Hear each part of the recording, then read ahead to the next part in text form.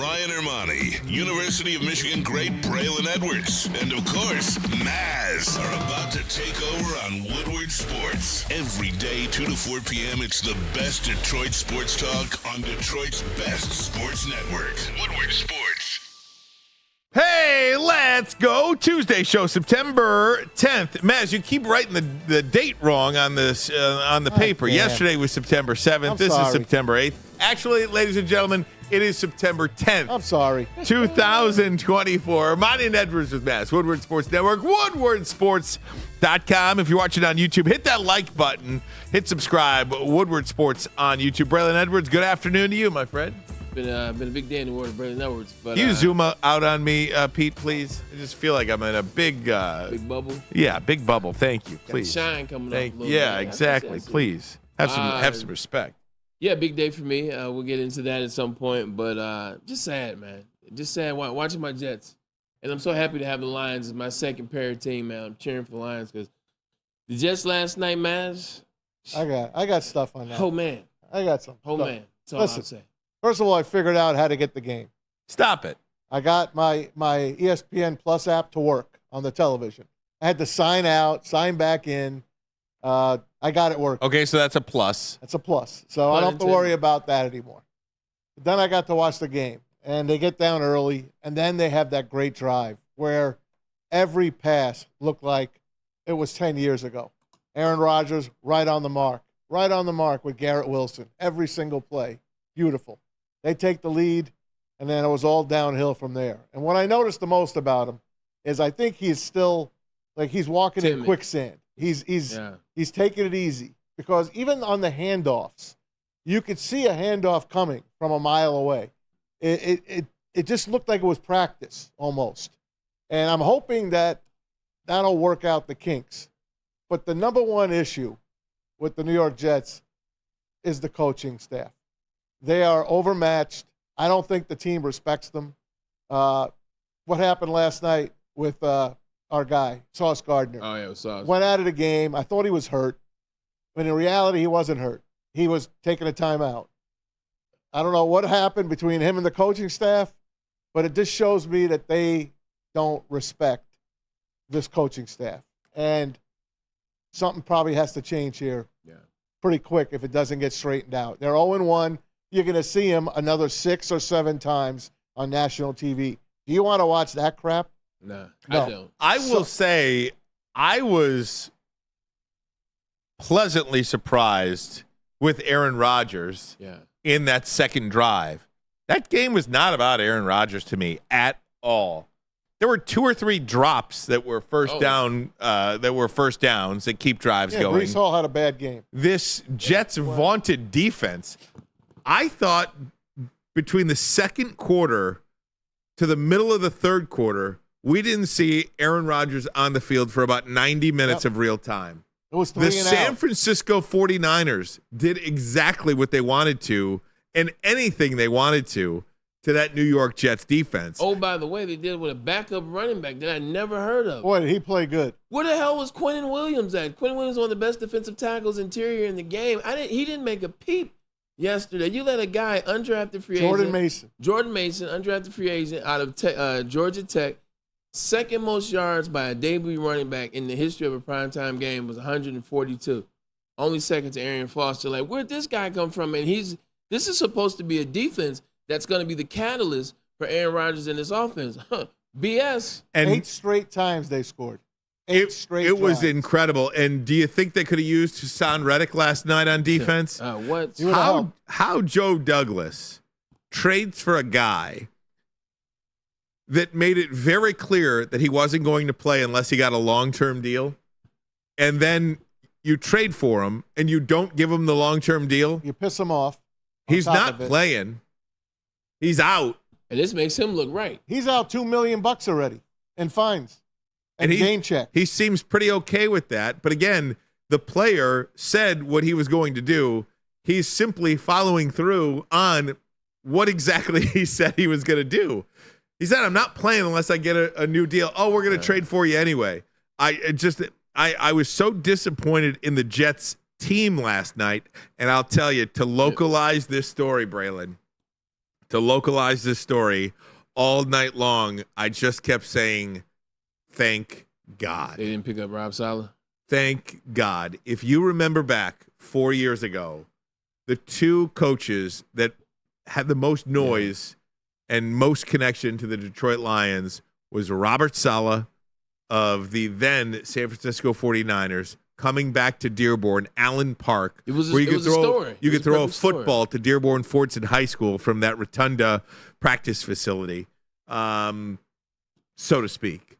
And then Dan Campbell came up, and I believe it was Saleh who took the Jets job over the Lions job, if my timeline is matched up correct. But think about where you are right now, and think about where the Jets are with Robert Saleh, and this has very little to do, to me, with Aaron Rodgers. You've got to be able to command respect from your players, and he just doesn't have it as a leader right now. Or at least, if he does, they certainly don't show it. You've got Aaron Rodgers over here. You've got Sauce Gardner over here. You've got Hassan Reddick, who knows where he is. You've got Quinnen Williams out there getting cooked. Your four best players seem like they have zero interest in anything happening with the organization right now. And I just kept watching that game saying, thank God that the Lions did not hire Robert Saleh and ultimately went with the meathead of Dan Campbell, who wanted to bite kneecaps. I don't care how good you are. Like, I don't care what type of players you have. I don't care what all-pro you have. I don't care what consistent Pro Bowler, what former NFL champion you have on your team. If those players don't believe in that coach and they show that, the other players aren't going to follow as well. The players are going to follow the other players and not the coach, especially when the coach can't seem to control the team. And you hit the nail on the head. You know, you're watching Sauce Gardner out there. I don't care what's going on with them. You get in the game and you can figure all that BS out after the game. You figure out when the clock strikes 0-0-0. They just look a mess. You know, they just look uninspired. They look unenthused. Didn't look like they were playing for each other. Like the offensive line, this may be their first time playing as an offensive line, but this offensive line individually, these are good players. These are players that have been good other places. They just got blown off the ball. They just seem not to want to be there. And then on the offensive side of the ball, 49ers didn't play a great game. 49ers, Brock Purdy looked just okay. They didn't look like this juggernaut of a team. But the Jets were so bad, the score would make you think, yeah, this team they got blown out. So I don't know what's going on with the Jets. It's always the coaching and the front office.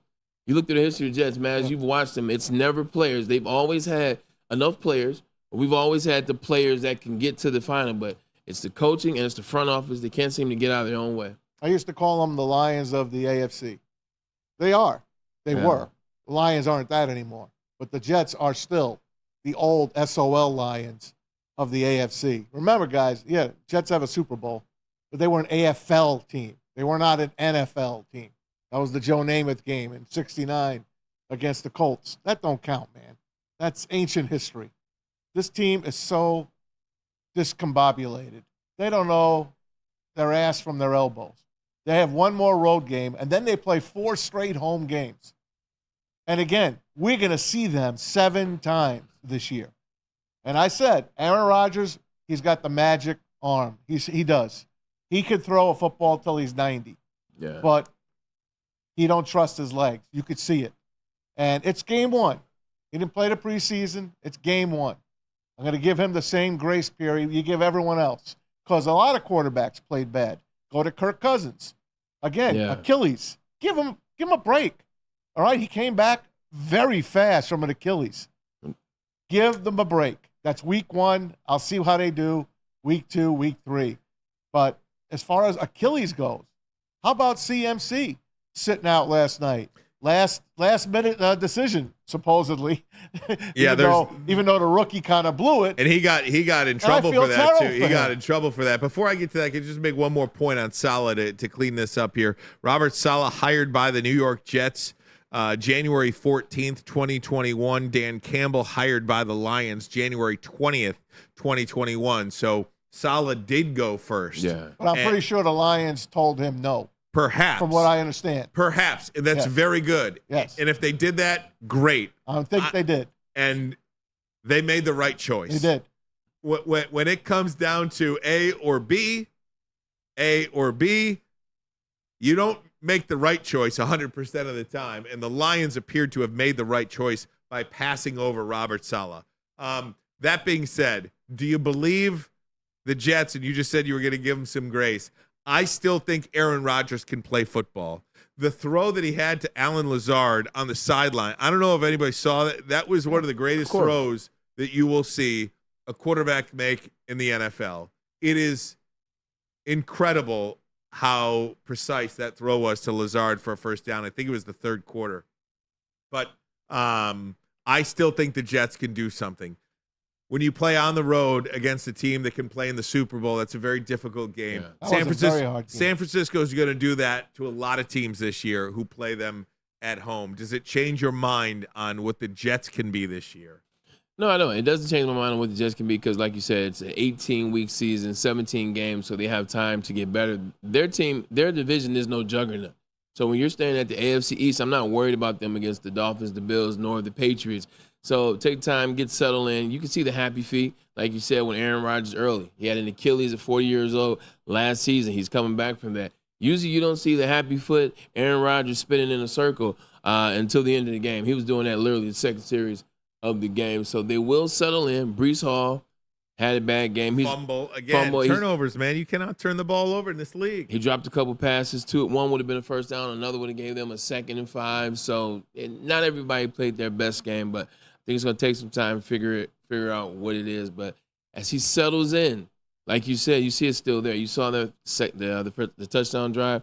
But also, just even on the touchdown pass itself, you're watching, he's the king of that. He's the king of the offsides, knows what he has. Yep. But that ball that he threw to Allen Lazard in the end zone, there was only one spot that ball could go.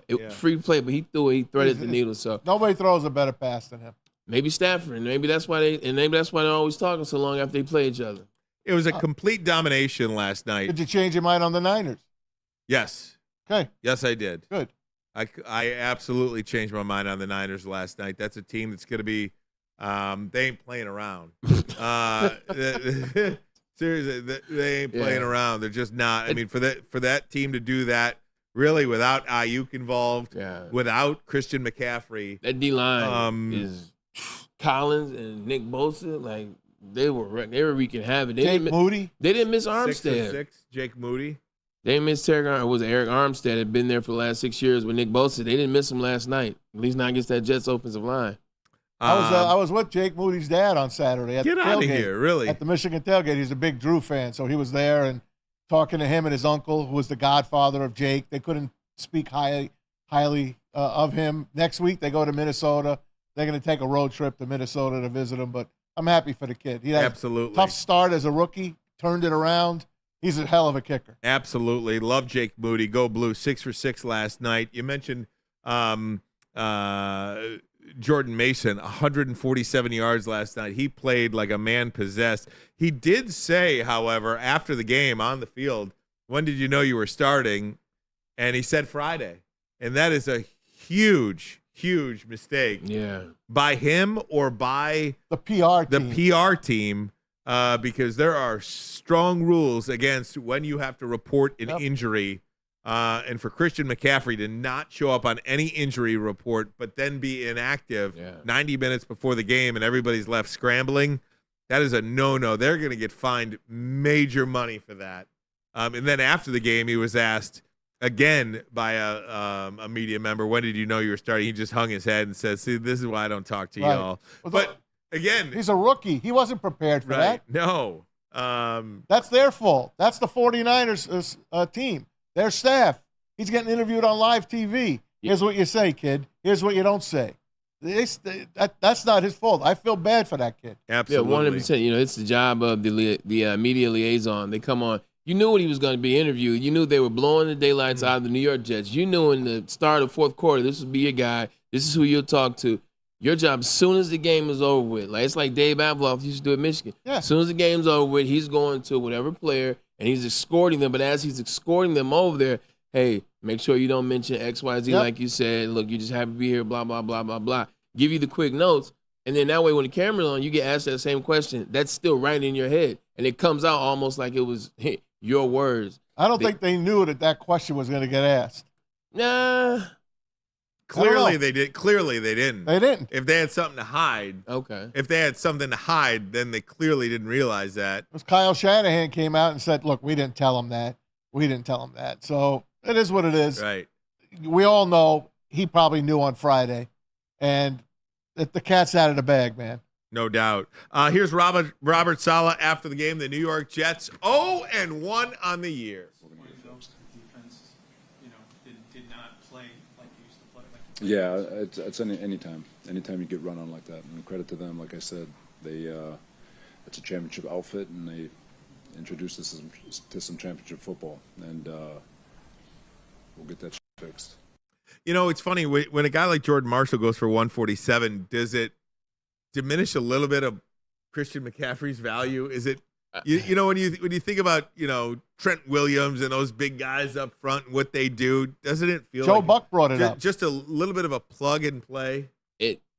I feel like a little bit it does, and a little bit it doesn't. The reason why I say that is when you start looking back and you see Elijah Mitchell, you think about Raheem Mostert, and then you add Christian McCaffrey to the mix, and now you add Jordan. It's like every running back, the same type of running back, saying Tevin Coleman. You insert these type of running backs and they have success in the Jerick McKinnon had success behind it. It started with Papa Bear. It started with his dad, Mike Shanahan, who get these undrafted running back. Look at Terrell Davis. Yeah. Shoot, Paul, I played with one. Ruben Jones. Yep, Terrell Davis is in the Hall of Fame. Yeah, not highly sought after.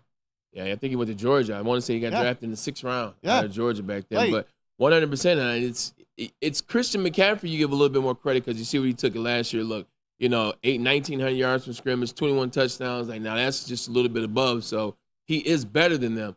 But at the same time, this is a proven offense, and you almost can't plug anybody in there. Joe Buck and Troy Aikman were talking about. I did hear that conversation. You think Kyle Shanahan is really smiling? See this kid Jordan Mason. I did hear about that. Stick it in there for all these yards. You think he's saying, "Oh yeah, that's my system. That's my running system. That's getting this done." In other words, they could put any guy they want back there. Isn't that what a good coach or a good competitor feels though? I mean, if you're a competitor and you're without your best guy, your top guy, don't you want to win that game so bad? Yeah. You know what I mean? Just to prove your own worth a little bit, to prove what you can do without X, Y, or Z. Absolutely. I mean, Kyle Shanahan's winning games and championships, division championships, conference championships with a 7th round quarterback, mind you. I mean, you forget about that. They got to pay him coming up here. Essentially, you got a 7th round quarterback that you're about to pay $55 million.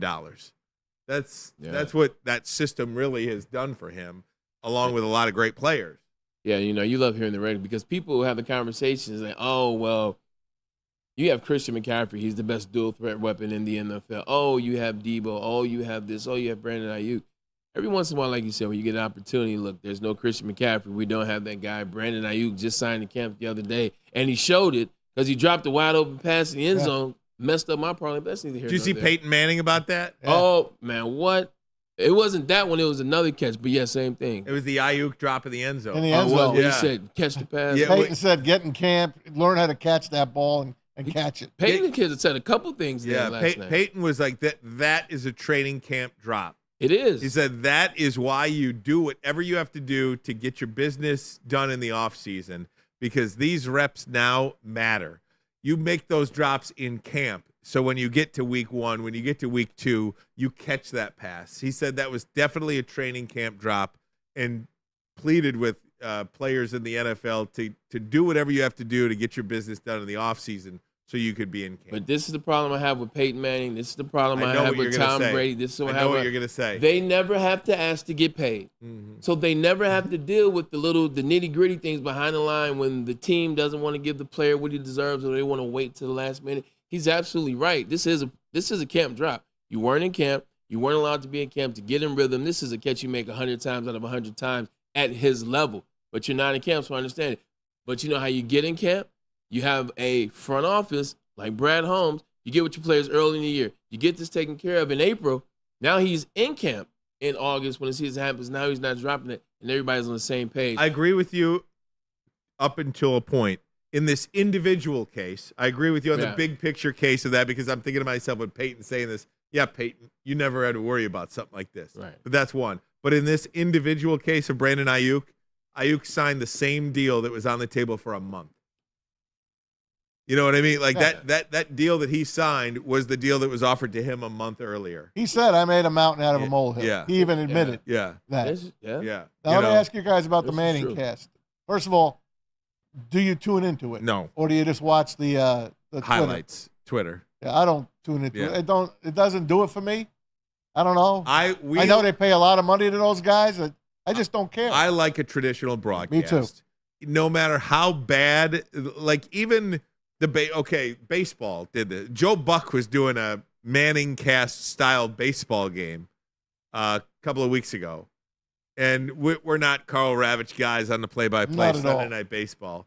I still watched Carl Ravitch because I just like the traditional broadcast.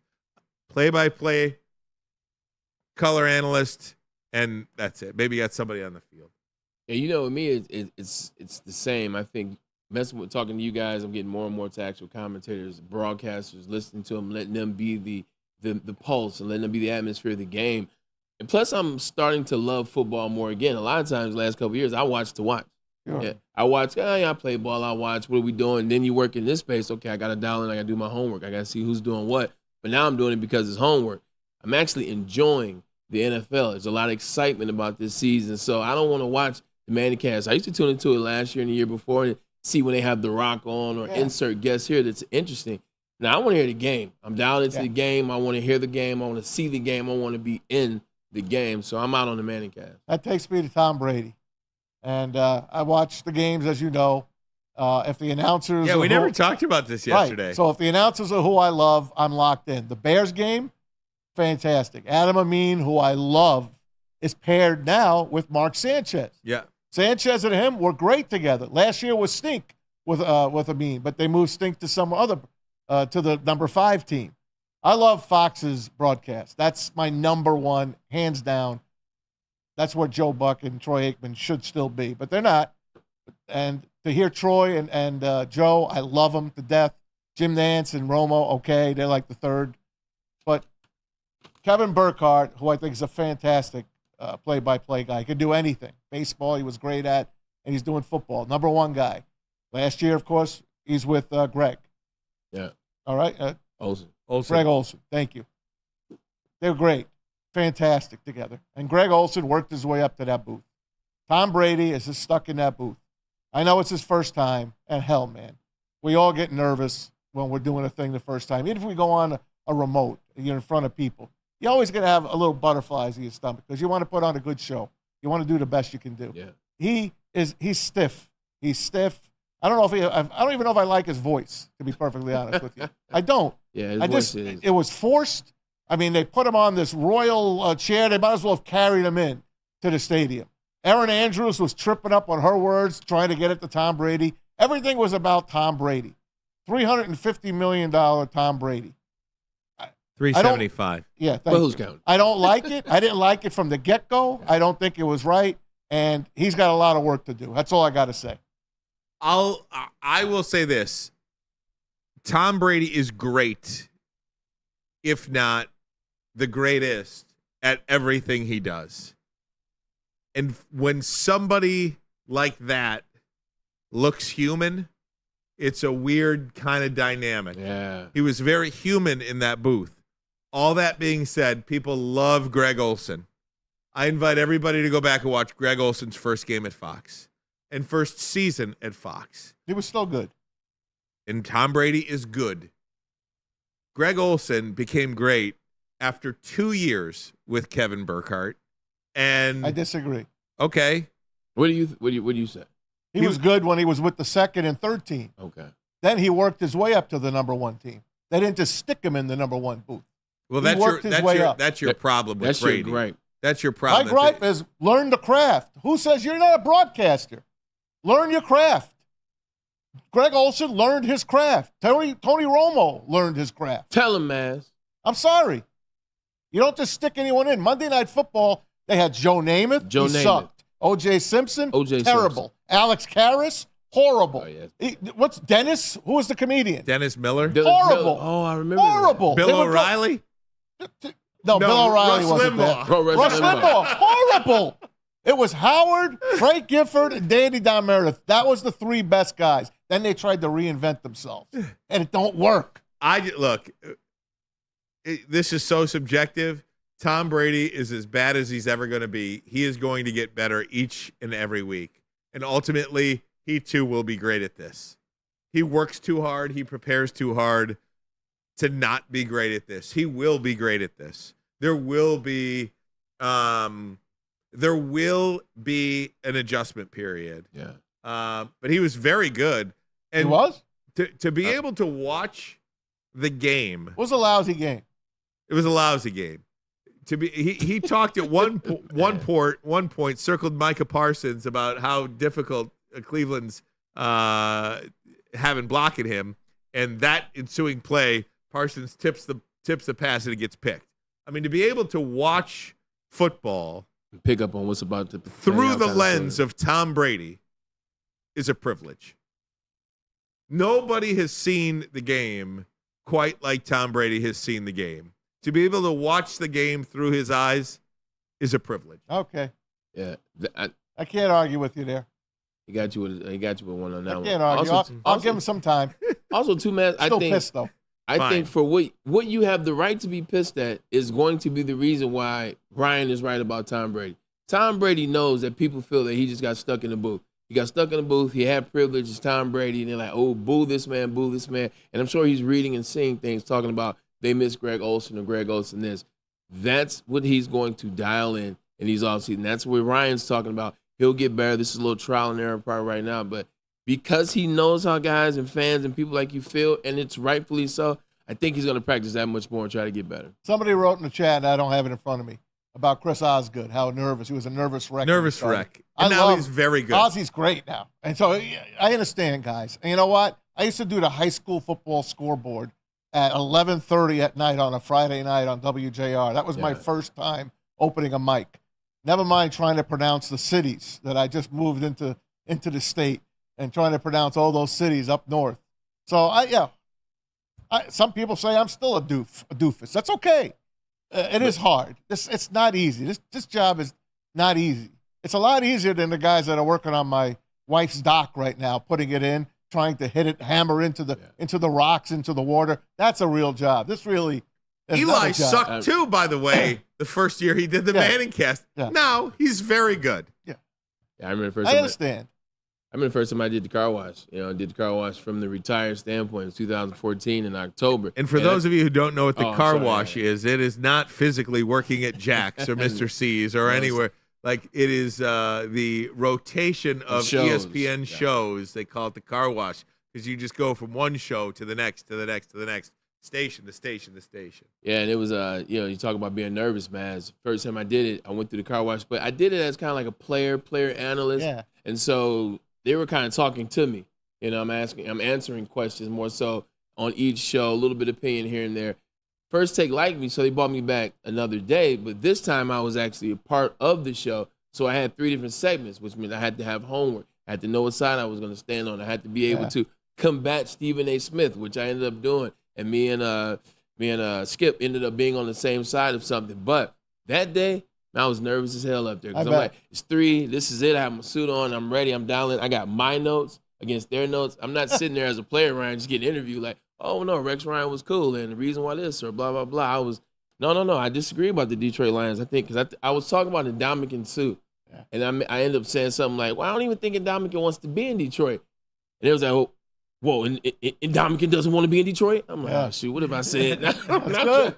Double back, but I was nervous, right? But got through it. Oh, fun stuff, man. I apologize. I'll never forget the first time we did the show here at Woodward Sports. We did our August 12th, 2021. Maz gives us this rundown here every day, okay?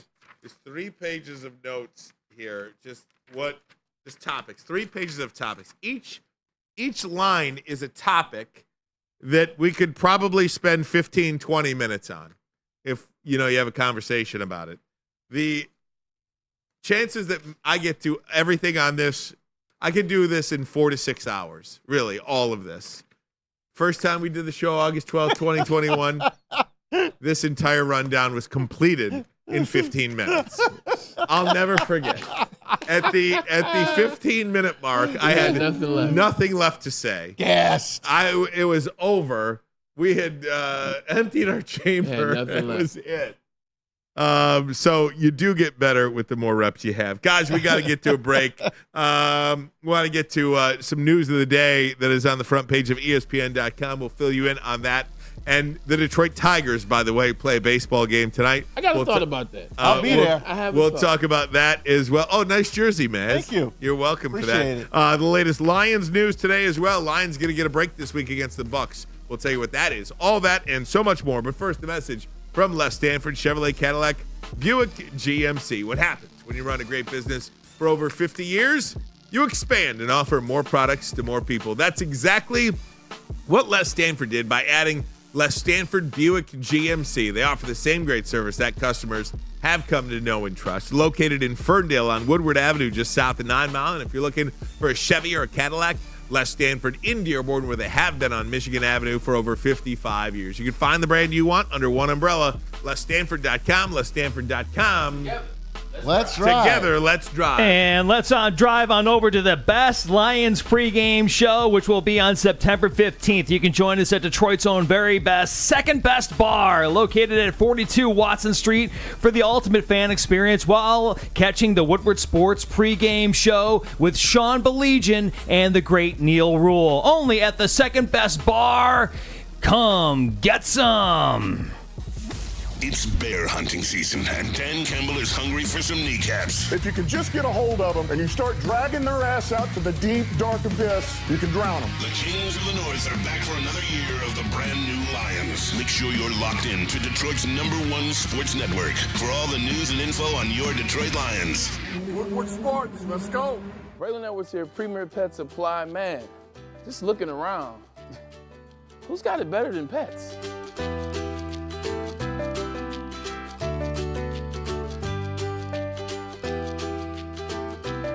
Come on, a baby stroller for Coda?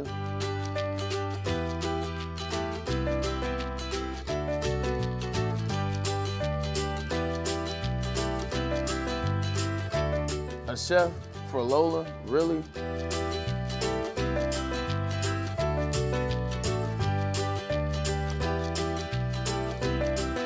You don't have to tell me who the real boss here is. Who's got it better than pets? Nobody, especially here at Premier Pet Supply. For over 30 years and more than 13 locations, Premier Pet Supply has everything that your pet can dream of, and guess what? It's all under one roof. Premier Pet Supply, family owned, operated, and proud to call Metro Detroit home. Check out premierpetsupply.com or scan the QR code today. Who's got it better than pets? Nobody! A network for the city, by the city. Woodward Sports is Detroit Sports. Let me just say, I love Planet Fitness. Trying out Planet Fitness and dang, they got lots of equipment. Not me getting a Planet Fitness membership just for the 24-hour perk. Listen, the PF Black Card is worth every penny for this hydro massage. I'm a new man. Did y'all know that the PF app has workouts you can do at home? Cheapest therapy I can find is Planet Fitness. All the benefits, all for less. Planet Fitness, big fitness energy for all. Love Woodward Sports? Love wearing clothes? Then you should be wearing Woodward Sports clothes. Check out our full line of merch at woodwardsports.com. Just click on shop. We have all your favorite designs, like Dan Campbell kneecaps, Woodward Golf, and of course, our own logoed out merchandise. Men, women, infants, kids, all love Woodward Sports. Impress your friends. Impress your boss. Impress your dog. Buy Woodward Sports merch today. Now more than ever, it's critical for you to have your insurance reviewed, and Swiss Insurance will make sure that your carrier is not slipping in those extra fees. Call Mark at Swiss Insurance today, 313-530-1698, or head to SwissINS.com. Best thing you can do for yourself is get a membership at Planet Fitness, because your fitness is essential. And with over 50 locations in metropolitan Detroit, it's the gym for you because it's the gym for everybody. They feature a squeaky clean gym and also no judgment. It's home of the judgment-free zone. We don't judge you. We let you come in, operate at your own pace, enjoy it. And every membership does come with a trainer. So Sounds like to me, the place you need to be is Planet Fitness, where your fitness is essential. Hey, welcome back, Woodward Sports Network. If you saw the front page of ESPN.com today, one of the top headlines, ex-Michigan stars file $50 million NIL lawsuit versus the NCAA and the Big Ten Network. They got some nerve. 4 ex-Michigan players, including former quarterback Denard Robinson and wide receiver Braylon Edwards. Have filed a class action lawsuit against the NCAA and the Big Ten Network, seeking more than $50 million for being wrongfully and unlawfully denied the opportunity to earn money off their name, image, and likeness. Obviously, because the gentleman to my right is named in this lawsuit, we are not going to speak on this lawsuit. It is pending, a pending legal matter. There's nothing we can say about it. I do have a written statement, though. A statement? Yeah, I have a written statement from the law firm that I work with, like Ryan Ermanni said. Today, players can monetize their name, image, and likeness and receive compensation. The NCAA, and everybody accepts that. Because it was right then, it's the right thing. But for decades, the NCAA prevented players from making money off their name. His name is all a college player has of value. The NCAA knew it was wrong and unlawful, so they need to pay for the past wrongs. BTN has shown classic Michigan games for 20 years, and players never received a dime for the use of their image. And that was partially written by myself, Mike Martin, and Jim Atcho, who is our attorney in the matter. So with that being said, I'm going to get that back. Good for you, man. And you know what? I think a lot of former players are going to keep an eye on this lawsuit moving forward. This is going to be something. You know, we saw the Ed O'Bannon lawsuits. Spark NIL, yeah. That started everything. That started everything, and I think pretty soon. I'll be honest with you, I'm surprised we have not seen a class action lawsuit against the NCAA allowing for longer eligibility for players. That's coming. If you can stay in college for 6, 7, 8 years and get a master's degree, a doctorate degree, a law degree, something like that, I guarantee you, with the amount of money being paid to college athletes these days, and not everybody can go to the NFL, not everybody can go to the NBA, not everybody can play Major League Baseball or any of the other money-making sports.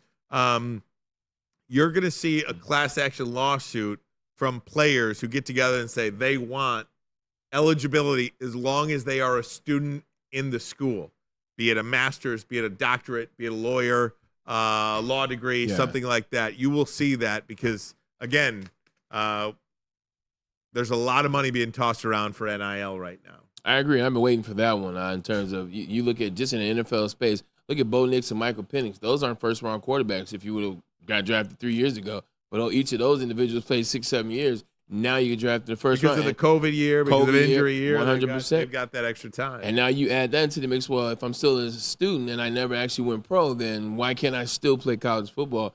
I want people to be very clear about this lawsuit, this class action lawsuit that we're having against the NCAA. It's against the NCAA, and it's against the Big Ten Network. A lot of people in the beginning were like, why are you going after Michigan? I would never go after my institution. The NCAA, Michigan only serves as a conduit to do the bidding on behalf of the NCAA. So just to let everybody know, this has nothing to do with Michigan. This is all about, I played at Michigan, but it is about NCAA, the Big Ten Network, for their continual use without giving name, image, and likeness, I guess you say royalties. Royalties, there. Yeah. Royalties. I just recorded a classic game the other night. It's funny that you bring this up. It was Michigan against Ohio State in 1997. Yep. I recorded. I saw it like at a bar, and I'm like, "Oh man, I gotta go on my DVR right now and hit record." So I watched those old games. I saw your game against Texas, the Rose Bowl game. They're old games, but they're new commercials, and new things, and new marketing, new advertising, new deals on the floor for us. Absolutely, man. Yeah, but I can't say too much. Yeah, I can't say too much. So I wish you the best. Just wanted to put that out there. Perhaps some people tuned in to see what you had to say about that. And again, you read your statement, and there's really not a whole lot more we could say, right? There isn't. I just say I appreciate the support. My mom sent me a couple of text messages, and Mike G in the chat was one of the first ones to say, I saw that, I appreciate it. Absolutely. Like Forrest Gump would say. That's all I got to say. That's all I got to say about that. No doubt.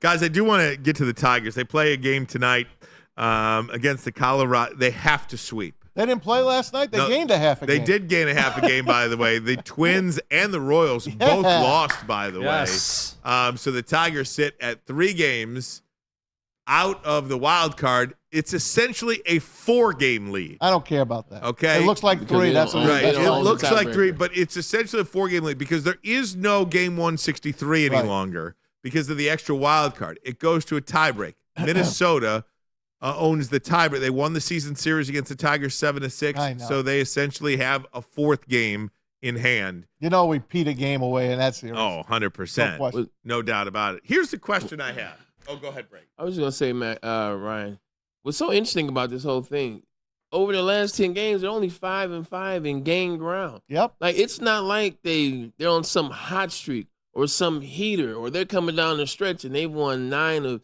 10 or they're 500. Twins are in a free fall. So they're are the Royals. 3-7 and the Royals are 4-6. Yeah, the Royals. They're all coming back to the pack, as we say. When you are in the position you are in with 18 games to play, you have got to sweep the Colorado Rockies. Yes. Yeah. At home, there's no win the series. There's second worst team in baseball. 54-90 in Scooble. Okay. I think they should move Scooble up to tomorrow. That means he'd pitch against the Orioles in that series. Yeah, he's smart. You don't need him. You don't need him for the whole game against the Rockies. But what they're doing now is he is pitching against the Kansas City Royals. So, okay, you know what I mean? You skip the Orioles, but you pitch against the Royals. Right. So that's where you. Because the Orioles are fighting for their lives too. That's right. They want to get in a good position. Absolutely. In the playoffs. So that's going to be a hell of a series. Here's the question I have, and I put this out on Twitter last night. Knowing what you know now. Oh yeah. If the Tigers, heaven forbid, got into the wild card, if you could go Scooble, Flaherty, games 1 and 2, you would think you're going to win that series, wouldn't you? Mm-hmm. Yeah, it's best of 3 in the beginning. Wouldn't you think you're winning that series? Yeah. Yeah. And if you knew then what you know now, would you have traded Jack Flaherty? And would the Tigers be in this position without Sweeney? Right. Who I think had a big homer for him. He did. He won him the game the other day against the A's. I know. So, I mean, because they got Sweeney for Flaherty. Yeah. Would they be in this position still if they didn't have Sweeney? I think they would. I don't know. I think if you ask me, 6 of one, half a dozen of the other. Because Flaherty's got to win you 2 games at least, probably. You're going bullpen game. But they've been doing great. They've been playing. They're way over their head. They're 5-5 in the last 10. They lost 2 extra inning games. I understand. Why?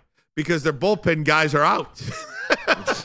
They got nobody left in the 10th. They're gassed. They use them in the first. I keep Jack Flaherty. I mean, I would keep Jack Flaherty. I think I don't want to say it's a no-brainer. That's mean. I would keep Jack Flaherty, and I think it's not a close call. The reason why is he adds you that as a pitcher, has a starting pitcher, to have 2 starting pitchers like that. Now you know you got a chance. Meanwhile, the reason why the Tigers started playing well, Parker Meadows. Meadows got healthy and a couple of hitters like that. So I'd rather he got cured in AAA. He was cured 100%. And once you get a hitter back, you start to get some consistent hitting. It kind of like wakes up the dugout. Everybody is gone. So I'd rather have another pitcher that I know is winning games, especially that was pitching at that clip. Like his clip was. Word on the street was Flaherty was up to sign an extension here in Detroit. Loved his time here. Chris Fetter really helped his game, put him back on. And Chris Fetter is going to make Jack Flaherty a lot of money coming up next season. There's no doubt. I just, when you're this close, I think you want the pitching. And we'll see Kiter Montero. I mean, go out there. He'll give you 5. I hope there are good crowds over the next week and a pitching half. better.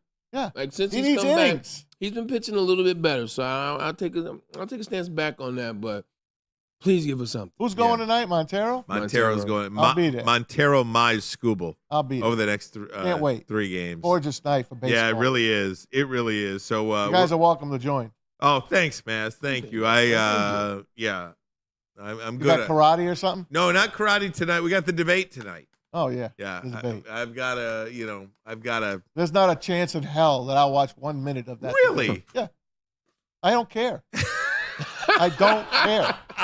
Neither one of them are going to do anything for me. Well, I have to. I have to watch. For I understand. It's you like have watching to. a game. You can't watch the Lions. I feel game. sorry for you that you have to watch it. I really watch. do. I'll keep notes. What a load of crap that's going to be. Yeah, that's what. I would watch Braylon's game against Texas again before I'd watch that. Oh, that was a loss. Can we say Braylon's game against he scored Michigan 3 touchdowns. State? All right, against MSU. All right. That's fine. Guys. Well, for the debate, I'd rather watch Braylon Edwards versus Central Michigan over the debate. Oh, I'd watch Pete's Bowling Green team. How about Pete's Bowling Green team? I'll tell you, man. Pete's been lights out on Bowling Green. They should have won that game. Oh my God, they should have won that game. They absolutely should have won that game. You know what? And what offense do they run? They run the Lloyd Carr run first offense, pound and ground, and they eat the clock. Soup Campbell, Leffler. Soup Campbell. You already know. Soup Campbell over there, coach of the wide receivers. See it, boy. See it. Come on.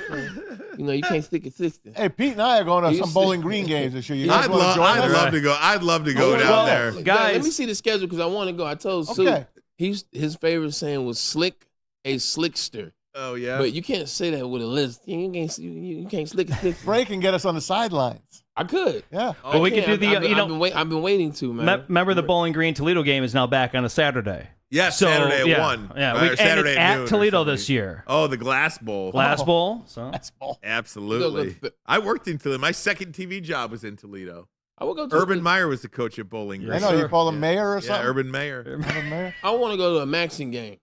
Action. I would do one of those. That's a night game. Tuesday, Wednesday. I'm good with that. Now, Ryan, is today your anniversary at Fox? It was actually on Saturday. Well, happy anniversary. Thank you. 21 years at Fox 2. Congratulations. Thank you very much. Thank you very much. Still with Fox, huh? Yep. Still going. After all this time. I interned there in 1999. Fantastic. And was hired full-time there. Loyal my guy, first day man. was September 7th, 2003. That was my first day there. I was in the September 7th. sports department for the first from That was an Oregon game. 03 to 16. And then 16, I moved to the morning news, and here we are 8 years later. You started when we lost. Good for you, Jack. I think we lost to Oregon. That was my junior year. Yeah, that's right. Hey, Ryan, John Hughes on the chat says, I guess Mads loves where the country's at. Rolling eyes emoji.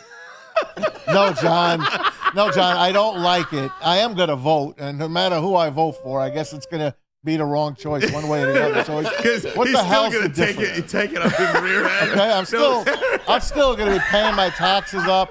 My kids are breaking me. I'm paying $1 million for college. Yeah, sure. I love where it's at. Yeah, I'm working 3 jobs. Yeah, I love it. I'm 62. That's so great. Yeah, man, you tell him. That's so great. I need to get on Braylon's suit. That's what I need. Tom, the addendum to the lawsuit, Tom Mazaway has added his name to the Braylon. Avid watcher of old games. Yeah, right. I'm gonna get a random email and say, what? Oh, my God. Guys, let's get to a little Detroit Lions news today. If we could, the Bucs are going to be without all-pro safety Antoine Winfield versus the Lions. I think this is huge. Okay. See how everything is coming to us? It does. It's all so coming to us. Buccaneers all-pro safety Antoine Winfield Jr. suffered an ankle foot sprain on Sunday against the Commanders. He will miss a couple of weeks. Big loss, not worst case scenario for him. So good for him and good for the Bucs that he's not out for the year, but good for the Lions in that he is out this week. Anytime you take an all-pro out of anybody's lineup, that will have an effect, Braylon. Yeah, 100%. Good as a former player. I'm happy that he's not injured for the season, but as a Lions fan now, I'm glad that he won't be a part of this game. He's not just an all-pro, right? He's all over that field. He plays in the slot. He blitzes. He plays deep in coverage. Like, they have so many different packages and ways in which they move him around. Maz, remember when we had the guy? I hope we have him on this. Yes, a Tampa Bay guy. Tampa Bay guy. Hope you got that set up. I'll look him up. That's right. Please do, because he was very good last year, and he kind of brought an awareness to people that didn't know. Antoine Winfield is like that. You see the extension that he got around the mind, it's because the boy is good. Him not being out there, him not being all around the field like that, that's going to cause some weaknesses in that secondary. And this is a game in which Jared Goff and the passing game kind of really want to get in the rhythm and the timing. I think not having him out there is going to really bode in the Lions' favor. And for safety, a lot of the times what you do is you cover the middle of the field, right? Yeah. I mean, you're covering the middle of the field. You know who else works the middle of the field pretty darn good? Sam Laporta. Amon-Ra St. Brown. Oh, there you go. Oh, yeah, and Sam Laporta. He's having his party this weekend. Amon-Ra St. Brown. And St. Brown, by the way, 3 catches, 13 yards. The fewest number of yards for St. Brown in a game since October 23rd, 2023, where he caught one pass for 4 yards against Dallas. And this is a player that win, lose, indifferent.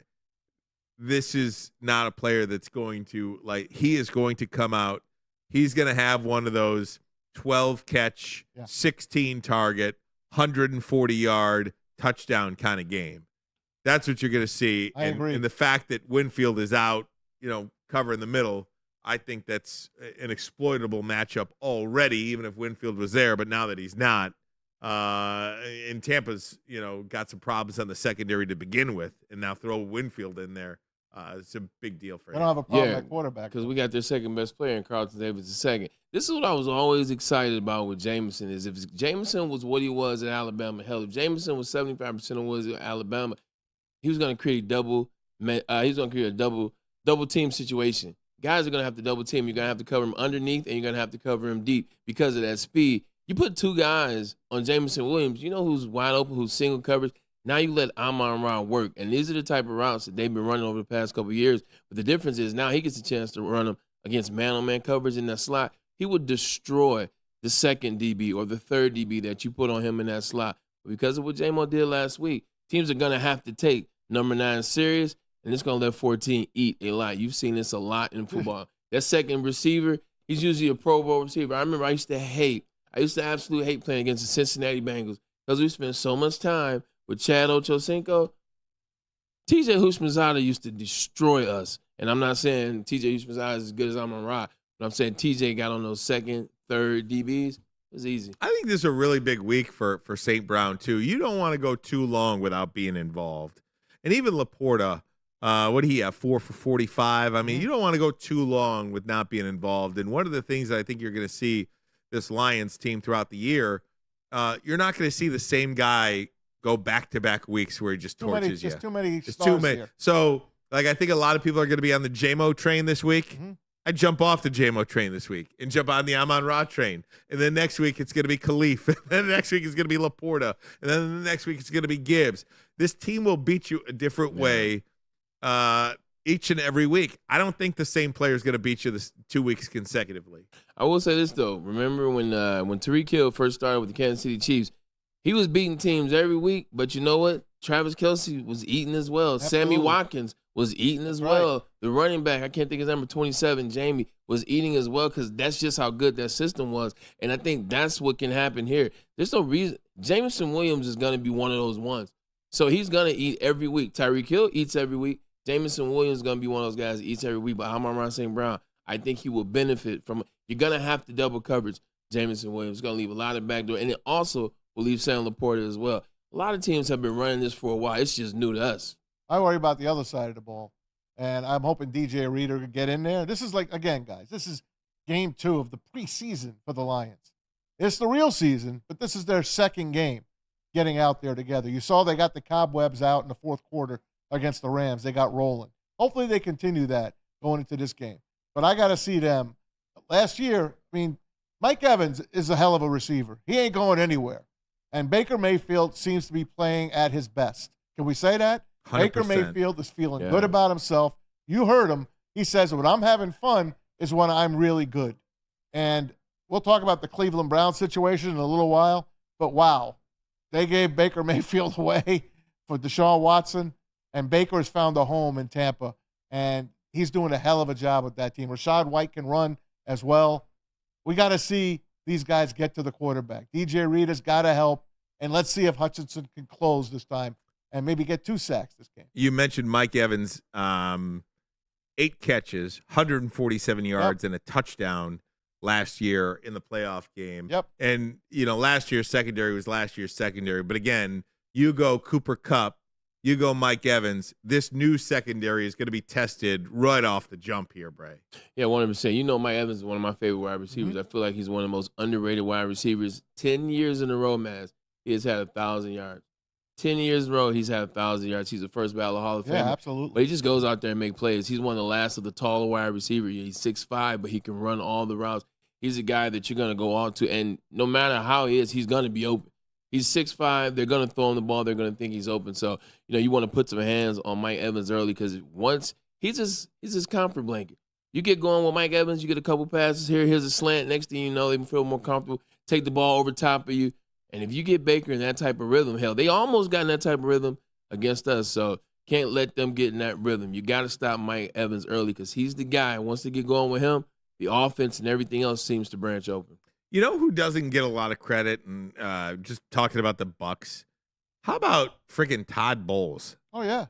Todd Bowles was an afterthought, almost like Bruce Arians, I'm stepping down. Let Todd Bowles take over because we can't win nothing. You know what I mean? Not without Brady. That's what it felt like. Right. Tom Brady was done.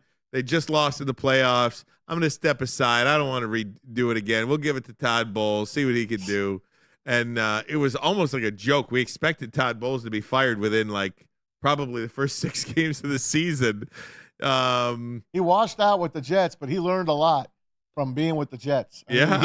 He was way over his head with the Jets, and the media there is heartless. He goes to Tampa Bay. I'm sure it's a lot easier to coach football in Tampa Bay than it is in New York. But he's done just such a nice job coaching that team, and you talk about respect and how Saleh doesn't, command any, really. I think what happened with him is he's everybody respects Todd Bowles there. Yeah, they do. Authenticity. I think that's his calling card. He's a very authentic individual, and I think he got away from him a little bit with the Jets in terms of his turn there coaching. He got away from him because he's trying to appease people, whether it's Woody Johnson, whether it's the Jets media, whether it's whatever it is he tried to work on. It didn't work. Got fired after almost making it to the playoffs. And I think Bruce Arians give him that second chance, getting his feet back wet, defensive coordinator, and then Bruce Arians giving him an opportunity. I think he used a lot of what he learned when he was in New York. Yeah. No doubt. All right, guys, we're going to take a break. More Lions when we come back. We'll go around the NFL. Lots to get to on a Tuesday. We'll also touch on the Michigan Wolverines. We have not talked about Michigan football and the debacle that was this weekend against Texas. We'll do that coming up. But first, a message from KDK Law, dealing with divorce, child custody, visitation, other family law issues. Kevin and Catherine at KDK Law in Birmingham will have your back. 10-plus years of experience, 24/7 availability. Scan the QR code on the screen or call 248-971-0476. 248-971-0476. Say Woodward Sports sent you, and KDK will pay your filing fee. KDK Law, they got your back. And speaking of the law, when you see that black and yellow sign out in front of houses, it tells the bad guys one thing. Stay out. Let Guardian Alarm offer you customized solutions from real experts, 24/7 professional monitoring, and technology backed by people. These people have been proven to care. This technology has been proven to work. So call 1-800. That's 1-800. Call them today. Tell them Woodward Sports sent you. We're coming right back. Can't get enough Lions coverage? Make sure you catch all Woodward sports shows every game day. Wake up with Woodward and Maine, giving you the latest insight into the Lions locker room and press conferences. Then join the Lions pregame show, highlighting key matchups, injuries, and what to watch for during the game. Follow all the ups and downs of the live game action with our Woodward Watch Party live on YouTube and WoodwardSports.com. After the game, check out the instant fan and host reactions with the Lions postgame show. Every game, it's wall-to-wall, kneecap-biting, high-fiving, chest-pumping Lions coverage. Hell yeah! Only at Detroit's #1 sports network, Woodward Sports. Woodward Sports, let's go. Love Woodward Sports? Love wearing clothes? Then you should be wearing Woodward Sports clothes. Check out our full line of merch at WoodwardSports.com. Just click on Shop. We have all your favorite designs, like Dan Campbell kneecaps, Woodward Golf, and of course, our own logoed out merchandise. Men, women, infants, kids all love Woodward Sports. Impress your friends. Impress your boss. Impress your dog. Buy Woodward Sports merch today. Let me just say, I love Planet Fitness. Trying out Planet Fitness and dang, they got lots of equipment. Not me getting a Planet Fitness membership just for the 24-hour perk. Listen, the PF Black Card is worth every penny for this hydro massage. I'm a new man. Did y'all know that the PF app has workouts you can do at home? Cheapest therapy I can find is Planet Fitness. All the benefits, all for less. Planet Fitness, big fitness energy for all.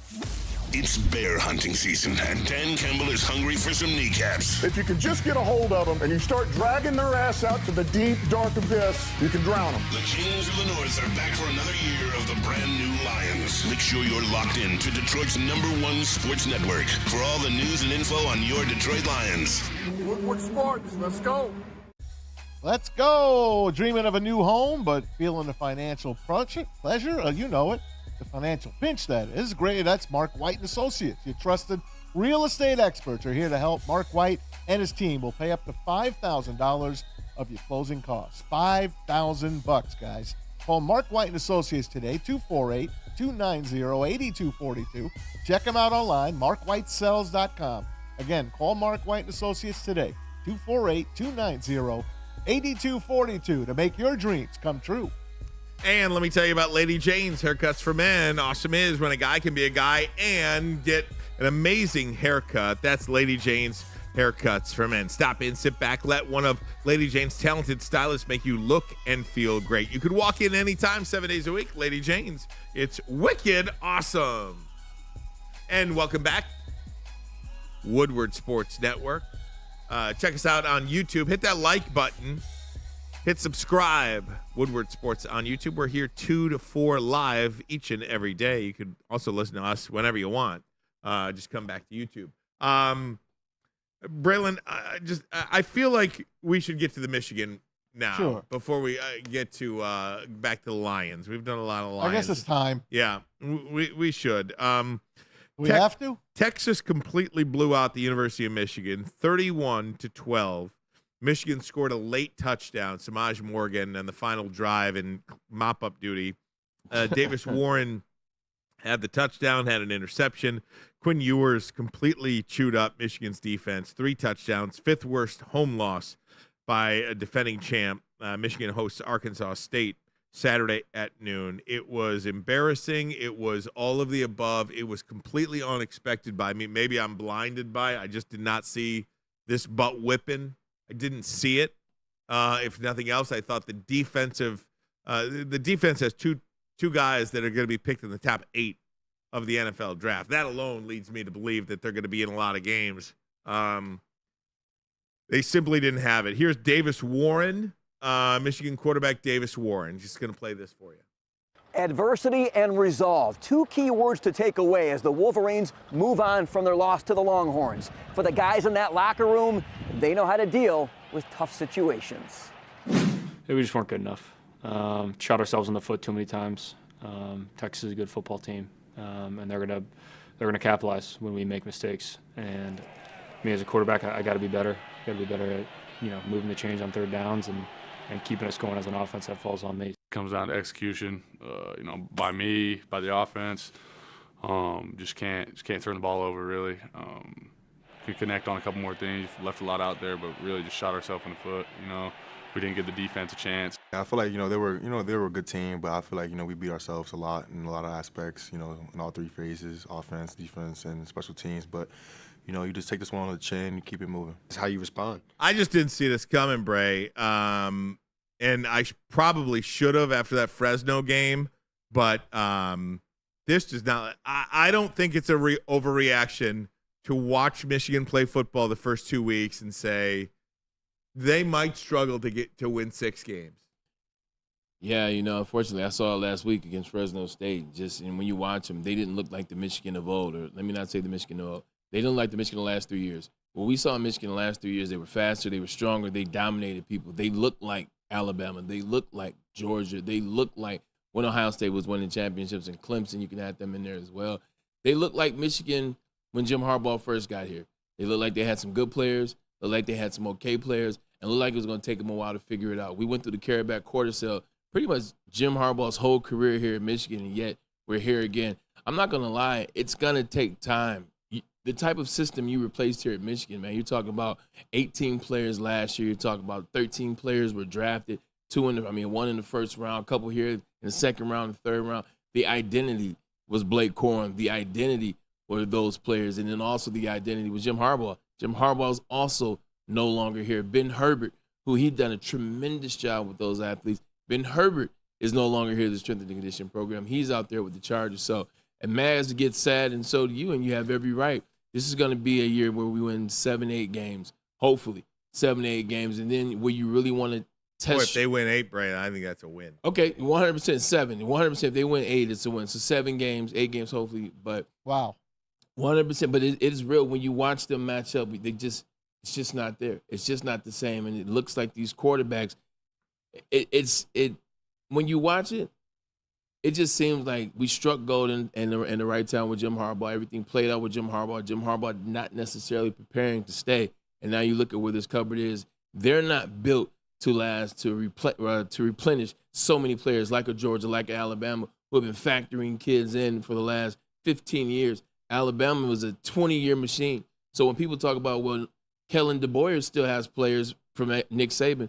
Nick Saban's running that machine down in Alabama for 20 years. It's plug and play. It's a system in place. Ours just turned into that. And just like that, we're in trouble. But you give it a year and you see what happens next year. What you said yesterday strikes the chord. You got to pay. You got to pay. How much does Quinn Ewers make? $6 million. How much does the third string wide receiver make? $425K. Okay. No one on Michigan's making that kind of money. No one on this Michigan team, including Donovan making Edwards, that kind of money. Dono, as he likes to And call Donovan Edwards, I don't know. They don't use him a lot. He was hardly in the game. I don't know where that guy was, the one that I saw in the national championship game, make Washington look silly on 2 plays where he just outran everybody. I don't know where that is. And I know the offensive line was amazing, and they had to reboot this year. But like you said, Bray, a week ago, do you think Jim Harbaugh knew he's going to leave, and he built this team for a 3-year run, which they did. They did exactly the way he wanted. Win some games, beat Ohio State, lose in the playoffs. Stick it to Michigan. Win some games, stay undefeated, beat Ohio State, win the national championship, ride off into the sunset, take your 90% of your coaching staff with you. You guys are the ones to point out early on that Jim Harbaugh never forgave them for lowering his salary. Whether it was they embarrassed him. Whether it was deserved or not, whether he would have gotten fired or not, he lowered his salary, he stayed, and maybe that stuck in his craw. And maybe this was all, I think it did. 100%, I'm going to get this team to that. I'm going to win a national championship or bust, and I'm going to get out of here. And it did. With that being said, it doesn't matter. This is what we have. This is what we have, and I think it's a tough task to replace so many stars in an offensive line. That's your identity. Like everywhere else you can kind of mix and match, and I think you can learn, I think you can figure things out, Ryan. But, your identity is Smash Mouth. Your identity is the offensive line. And right now, your offense is 5 new starters. And then week 2, after they look just okay in week 1, they play Texas. And Texas is a for real team. So it's going to be interesting to see what happens in this offseason or even the lead up to this offseason. Because I know you got to pay. We talked about yesterday, you got to play to pay. You got to pay these guys. You got to figure it out with your donors, which you have a lot of. Because are you still going to try to win off the block M? Because those days are gone. I think Jim Harbaugh was the last one that can continue the identity that is Michigan. Hey, the block M, this is why you come here. It's those who stay will be champions, the maize and blue. You can't sell that package anymore. He was the last one that could sell that. Now you know what you can sell? Yeah, I want to wear maize and blue. Yeah, I want to wear the block M. How much cash you got in your pocket? What are you talking? 2 Saturdays from now, USC will come in here. And then I think they go to Oregon. Or does Oregon come here? Oregon comes here. Oregon comes here too. Listen, man, I think honestly, I don't think I'm jumping to conclusions here. I think you're back to the Brady Hoke era. I do. I think it might be the Rich Rod era. Yeah. I honestly, I'm not trying to be funny. I don't think we're ever going to see the Jim Harbaugh era again until you get another Jim Harbaugh in here. To be honest with you, I disagree with you about the Harbaugh thing, and I'll tell you why. If Harbaugh stays, the coaches stay. J.J. McCarthy stays. I don't know about that. I do. I believe that. I think there's a couple other people that stay. And then he goes out and he gets the offensive lineman in the portal, and he does all that. Keep in mind, the offensive line that won the Outland Trophy or the offensive line trophy in Joe 22, Moore. Joe Moore Trophy. Joe Moore Trophy. They came back, and they've got portal guys on that offensive line. He went out and got offensive linemen in the portal last year and the year Virginia. before. Absolutely. You got the Virginia to finish second in the Remington. I do think the coach matters. And again, you may hate Jim Harbaugh, but you cannot deny he has won everywhere he's gone. At Michigan, San Francisco, Stanford, San Diego, he's won everywhere. He's proven it. And then just hand it to – I think of what I was doing when I was 38 years old. Well, I guess I just married and had a kid. Like, I'm barely mature right now at 45. Barely. And I use that loosely. Like, I do think, 38 years old is a really, really – it's a tough job to be the CEO of a $100 million company. Marcus Freeman having a hard time at Notre Dame as well. This has a lot to do with youth and inexperience. Right. These guys simply don't know yet what they don't know. They haven't had to cut their teeth at San Diego or Bowling Green. You're essentially, you can't put Tom Brady in the number one booth, but you can give a 35-year-old, make him the CEO of Notre Dame football. You can make a 38-year-old with no head coaching experience whatsoever the CEO of Michigan football. Like, that's going to work with no adjustment period. I thought it would take a lot for Sharon Moore to succeed at Michigan. I thought they would win this year based on past systems, familiarity with the Harbaugh program. Right. I did not think it would drop off this far. I didn't think it would drop off to 6-6. It fell off a cliff. It has fallen off a cliff. And again, I don't think that's an overreaction. I think that is just being honest with what my eyes are telling me. And Davis Warren, God love Davis Warren. Walk on. I am so happy for him that he's getting an opportunity, worked hard, all that stuff. But he cannot be the quarterback at Michigan. It's just, there's got to be a better option out there. And if Alex Orji is not that how can't you run, if you know for an entire offseason that Alex Orji is the most athletic quarterback in your system right now, how can't you develop an offense that suits Alex Orji to put him and your team in the best position to win? It's not like you have 1,000 yards receivers all over the place anyway. You just got to get it to the tight end. You got to be able to throw it to the running back here and there, and maybe a reverse to Samaj Morgan here and there. That's all you have to do as the Michigan quarterback. Not only that, but if you believe Alex Orji isn't that guy, Jaden Davis is one of the most highly recruited quarterbacks ever to come to Michigan. Give him a chance. If you're going to be 6-6 anyway, let the kid cut his teeth. Let the kid get some experience. I am team Jaden Davis from this point forward, and I don't care if they lose 8 games this year. If they lose 8 games and he's the quarterback, I'm good. If they lose 6 games and Davis Warren is the quarterback, I got some issues. Yeah, I think I have a problem with Kirk Campbell. I think Kirk Campbell's new offensive coordinator. I think it falls on Sharon Moore, but it falls on Sharon Moore only because he's hired or he plays Kirk Campbell here. Kirk Campbell doesn't seem to understand his offense. He doesn't seem to understand what he wants the offensive identity to be. We know he wants to run the ball a little bit, but where's Donovan Edwards? Where's the passing game? Where's the underneath? How do you get Colston Loveland involved? He doesn't know where he wants to go yet. And you got to have that figured out. Look, it doesn't matter who your quarterback is, Ryan and Monty. Like, you hit the nail on the head in this regard. You know you got 2 guys. You know each system each one of these guys runs. You know what it's going to look like. You know what it's going to be. Pick one, and then from there you start to develop. You start to get better. Jim didn't have this thing figured out when he first got it. Not at all. 2015, he didn't have it figured out. But when he chose Jake, 10-2. I was about to get there. So, but when they chose Jake Rudock, when they made Jake Rudock the starting quarterback, they rocked with Jake Rudock. They had Jake Rudock's system. They figured out what worked for Jake Rudock. They went 10-2. They almost went. Almost doesn't count. But anyway, what I was saying was they knew they had 2 quarterbacks. They chose Jake Rudock, and they had his system in play.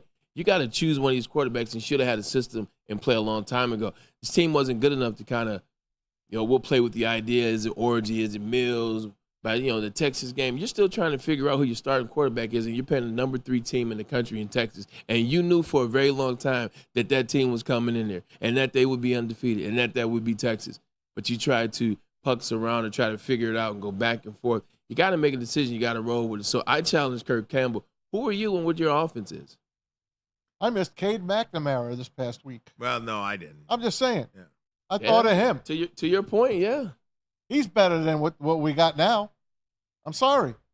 I like the kid. I know it's a great story. He's a cancer survivor. He's a walk-on. I'm sure the team loves him. I'm sure he's a great kid. Yeah, it doesn't. But I watched him throw the ball, and he wasn't close. He wasn't close, man. Texas is a great team. They were in the Final Four last year. They're going to be right back there this year. Steve Sarkisian, excellent coach. They probably could have put up 50 if they wanted. Easy. They missed the field goal. And they could have shut out Michigan. Yeah. But they coasted in the fourth quarter. Yeah, it's. But it's an easier pill to swallow, pause, because we won the national 100%. championship. I'm good now for another 25 years, to be honest with you. Really? I take another 10. Look, really? Because what?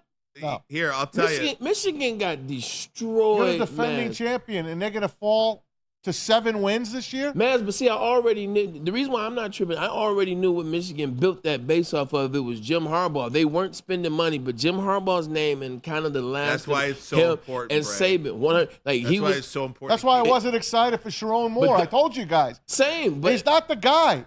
This is a program where you go out and you get somebody. But there is no guy if you're not spending capital. Like, if you're not going to spend cash, Maz, and this isn't me yelling at you. This is me yelling at the problem. If you're not going to spend money, it don't matter who. You can bring Nick Saban back from the booth and put him in Ann Arbor. And you know what? If you're not spending money, it's just like Nick Saban said. They spent $20 million. He said, hey, but if you ain't spend on the right people, then it doesn't matter. If you're not going to spend the money, you can go get insert great coach here, and it's not going to work. The teams that are winning, Georgia, they'll put up whatever. Texas, that oil money, they will put up whatever. They're boosters, they're backers. Those kids don't need NIL deals because they got these boosters just putting $425,000 in their pocket, cash in hand. Quarterbacks negotiating. Look, I'll come to your institution for $2 million, for $3 million, and that's not going to keep me there. Like, that's what those guys are playing with now. That's where it's evolved to the 12-game playoff. Whoever team can spend some money, those are going to be the 12 teams. I think you should bring back catch a couple breaks here. Bring back transaction. What did he say? Instead of transaction? Transformation. Yeah, I'll take transaction. Thank you. Just for craps and giggles, okay? Can I go through the schedule real quick? Yeah, you tell me how many let's wins? Let's go. By the way, Arkansas State is a 23.5 point underdog to Michigan this week. They'll cover. You can get them on the money line plus 890. Oh, my goodness. Oh, my goodness. I mean, I'm just saying as a flyer. All right. As a flyer. I'll take the points, though. So if you bet $100 on Arkansas State, 8,900. You win. No, you win. Let me check their Sun Belt. Let me check how they're going to do in the Sun 100. 100 wins. 8,900. 89 to 1. So. Right. So 89 $100 bills is 8,900. Oh, well, maybe. Okay. I don't know. Either way, however that works. It's a big underdog. Might be worth a flyer. Okay, here we go, guys. Is 890? Plus 890, it says. Oh, yeah, 100%. So whatever you put on, I got you. I just looked. Plus 890. 10 is $89. So 10 wins $89. Correct. 100 wins $8,900. Right. Okay. See, I'm not putting it because if I put that money on you can't put 100 on. No, I'm just saying, like. No, I'm saying it'd be bad luck. And we have another App State situation. Okay. You guys just tell me. Just no win. method of this. That's a win. Arkansas State. Win. Okay. USC. Loss. Loss. Minnesota at home. Loss. Win. Hold on. I should write these down. Rowed a boat. Loss. Win, loss. Kiss my You're saying win against. You're saying win against USC. Yeah. No, I'm saying loss at USC. Win against Minnesota. Maz is saying loss. 2 losses. At Washington. Loss. Loss. Washington. At Washington. Loss. At Illinois. I'm going win. Oh, you're going win. I'm going okay. win. At Illinois. Brett Bielema's got them playing. Loss. 4 in a row. Win. Michigan State. Loss. 5 in a row. Win. Oregon. Loss. 6 in a row. Loss. At Indiana. Win. For them.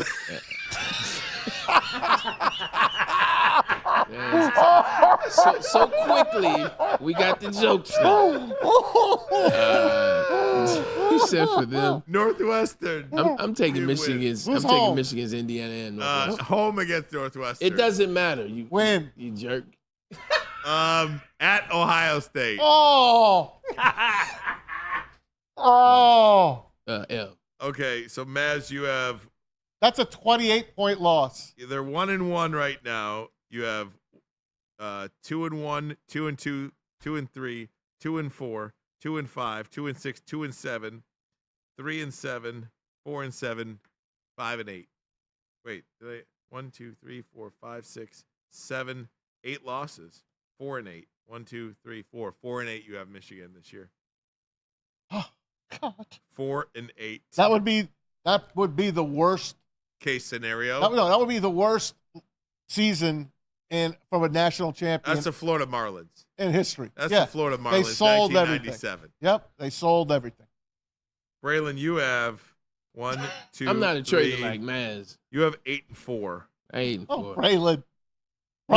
But hold on. I am true to what when we talked last week. What did I tell you the ceiling was? I said 8. You said 8. I said 4 losses. You're sticking with 8. Yeah, I'm sticking with it. I don't know why, but you're sticking with it. Let us know what you think in the chat. Give us a Michigan. Holla at Dre. 4-8 sounds about right. Aiden Childs throws for 350 against U of M this year. Maz, that's brutal. Sounds like a Norseman Raider. But I thought OSU was soft, says Cody. U of M will not lose 6 games. No bowl games, says Mark. Got to give Orgy a shot. A lot of people getting in on this. Michigan made a huge mistake with Moore. Thought he was a dude because he coached Ohio State and Penn State games, but forgot it was Jim all week in the game plan. It was in the stands. Yeah. So crazy stuff. All right, guys, break time. But We're first, talking about Notre Dame losing. Notre Dame. No But first, We're talking about Michigan State winning. We'll do that. But first, a message from the pregame show. The pregame show. There you go. Oh, that's from me.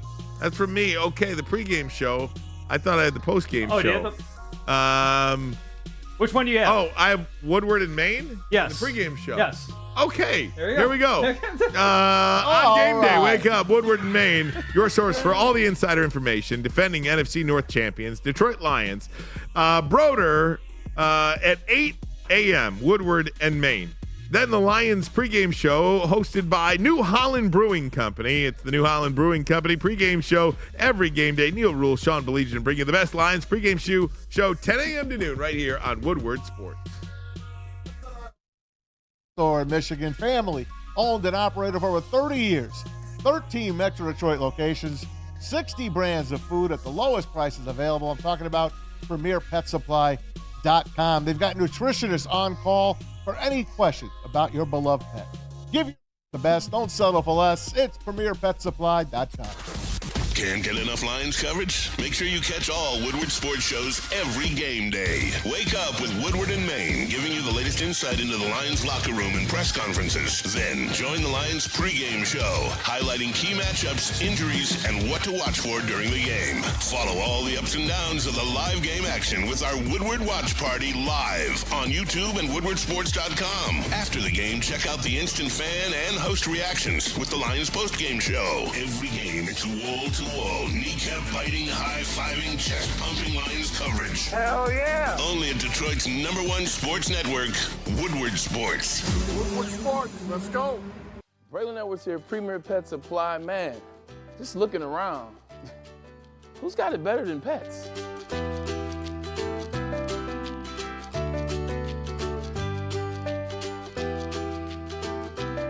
Come on, a baby stroller for Coda?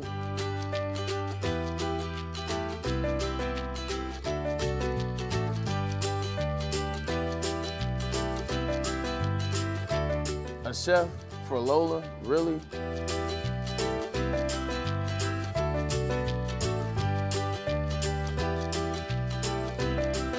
You don't have to tell me who the real boss here is. Who's got it better than pets? Nobody, especially here at Premier Pet Supply. For over 30 years and more than 13 locations, Premier Pet Supply has everything that your pet can dream of, and guess what? It's all under one roof. Premier Pet Supply, family owned, operated, and proud to call Metro Detroit home. Check out premierpetsupply.com or scan the QR code today. Who's got it better than pets? Nobody! A network for the city, by the city. Woodward Sports is Detroit sports. Oh, let me just say, I love Planet Fitness. Trying out Planet Fitness and dang, they got lots of equipment. Not me getting a Planet Fitness membership just for the 24-hour perk. Listen, the PF Black Card is worth every penny for this hydro massage. I'm a new man. Did y'all know that the PF app has workouts you can do at home? Cheapest therapy I can find is Planet Fitness. All the benefits, all for less. Planet Fitness, big fitness energy for all. The most talked about Detroit media by other Detroit media, and we love it. It's the Woodward Sports Network. Love Woodward Sports? Love wearing clothes? Then you should be wearing Woodward Sports clothes. Check out our full line of merch at woodwardsports.com. Just click on Shop. We have all your favorite designs, like Dan Campbell kneecaps, Woodward Golf, and of course, our own logoed out merchandise. Men, women, infants, kids all love Woodward Sports. Impress your friends. Impress your boss. Impress your dog. Buy Woodward Sports merch today. Join the best youth football league in Metro Detroit. That's right, it is the Boys and Girls Club of Southeastern Michigan's 3C Sports League. Offers youth ages 5 to 14 with 6 exciting teams to choose from. See the Lions up there, the big Spartans. Got the Lions again, like a kind of Penn State Nittany Lion. Got Florida up there, the Cardinals, and then even got a Bull that is green. All coaches are trained, certified, and undergo background checks, so your kids will be in great hands. Register for football or cheer at BGCSM.org. Put the youth back in youth sports, and also get yourself over to Siroki's because the new wings, the signature wings, only for a limited time, they are fire. 7 different wings, 7 different flavors to choose from lemon pepper to teriyaki, from hot to mild. Doesn't matter what your privy is, they got it all. And also, don't forget, they still have that crispy chicken, the pizza, salads, and sides. For limited time on those signature wings, you know, it's football season. Who doesn't like wings and football? They kind of go hand in hand. So Siroki's is real fan favorites. Hey, by the way, we didn't touch on Notre Dame. Can you imagine they lose to Northern Illinois at home? Maction. That was a terrible loss, man. They were up 7-0. I mean, just automatically go down the field, score a touchdown. It's 7-0 just like that. And then that was it. They were done after that. It's amazing. Did you hear the radio call of that finish of that game? Do we have it? We do. Check it out. He's lining it up. 5 seconds left. NIU up 16-14. 62-yarder. Snap, hold, Jeter's kick. It's blocked! It's blocked! It's blocked! Picked up by NIU! Picked up by NIU! The Huskies have done it! The Huskies with the biggest upset in NIU history! They come to South Bend, Indiana, and they knock off the number 5 team in the country. NIU 16, Notre Dame 14. The football gods were shining down on NIU. I'm so proud of our kids, the coaches, just everybody. They believed. They believed. And we came here and got it done. You told your guys this week that you didn't need anyone to be a superhero or superhuman. They just needed to be their best. What kind of performances did you see out there? They listened to what I said. I told them all week, we don't need luck. We just got to be our best. And they was their best today, and we was able to get it done. Where's this emotion coming from for you? You know, all these guys that have been with our program, been through the ups and downs, and they continue to fight. Yeah. You know, it's like they my kids. I'm happy for the adversity to push through. But, you know, no matter the situation, I just couldn't be more proud. I'm sorry. No need to be sorry. Just, being a Mac guy real quick, if you don't mind me adding a quick little 2 cents to that, because I get a little emotional too. We mind. I get a little emotional too watching that. It's the first time ever in the history of the Mid-American Conference as a whole that they've ever beaten a top 5 team. And, like I said, I'm even getting a little emotional about it. Bowling Green almost beat Penn State. The Mid-American Conference went from the basement of the Group 5 group to the top of the Group 5 group, and they did that within 3 years, and congratulations goes out to this conference. Absolutely, no doubt about it. And again, college football is just different now. I mean, it's just, you got... I'm happy. Huh? I'm happy that. Oh, yeah, no doubt. I'm happy that Notre Dame lost to Mac School, and I'm happy that it had a black head coach. That's what they get for firing Tyrone Willingham. That's right. That's right. Yeah, that's what they get for firing Tyrone Willingham. To be damned with the fact that Marcus Freeman is their head coach. Correct. I was being funny. I know you are. That's part of the fun. I almost forgot, though. Hey, hats off to Michigan State, too. That's an upset. That's a really nice win. On the road against Maryland. Really nice win. Now, Aiden Childs, he's an interception machine. 3 more interceptions, but he threw 3 touchdowns. So maybe the kid's finding his way, and Jonathan Smith has got this team heading in the right direction. Pretty quick. Absolutely. A good win for them. And Childs looks like a good player. Looks like he can make some plays, and he's going to go make some mistakes. But Prairie View A&M comes in. Absolutely. But that's just the thing, too, man. Like, when you watch these games, like, when a team can sustain some games. Like, when you watch Michigan the last 2 weeks, no offense. And now, they didn't have offense against Fresno State. Then they didn't have offense against Texas. This is a league now. This is a time now where you got to have offense, 250 yards or so or more. But you can't get that. You just know you really don't stand a chance. One college game I wanted to get to before we take a break here, the next couple of minutes, Colorado got completely destroyed by Nebraska. And if Dylan Raiola isn't a clone of Patrick Mahomes, I don't know who is. His mannerisms, the way he walks, the way he rubs his hands on the towel, the way he takes his helmet off, the way he talks to the huddle, the way he takes a knee. It is Patrick Mahomes every step of the way. That's one. I saw that, but people give them, people in the comments, the world we live in today, they're just dogging him like, oh, he's an idol. Why you idolize Patrick Mahomes? Oh, he idolized this guy. Last time I checked, he's a pretty damn good quarterback. Yeah. It's a good guy to idolize. 100%. I just don't understand why he's getting all the pushback for it. Number 2, I have been one of the staunchest supporters of Deion Sanders in the program at Colorado since day one. I was as well. I am backing off that. Me too. With every week that goes by. I don't know what happened to him. He just got angry all of a sudden. I don't like it. It feels like, to me, Braylon, I don't know what he's trying to do over there at Colorado, but he's not building a program. You are, I don't know what he's doing. Even, he's just not building a program at all. And he's out of there after this year, I think. Shadour's gone. He's gone. Hunter's gone. He's gone. Hunter's gone. Shadour's gone. He's gone. I think this was somewhat of an and I don't want to slight Deion in any means. I respect him with the utmost. We all respect him. I think this was an experiment from the time he left. He's following Shadour.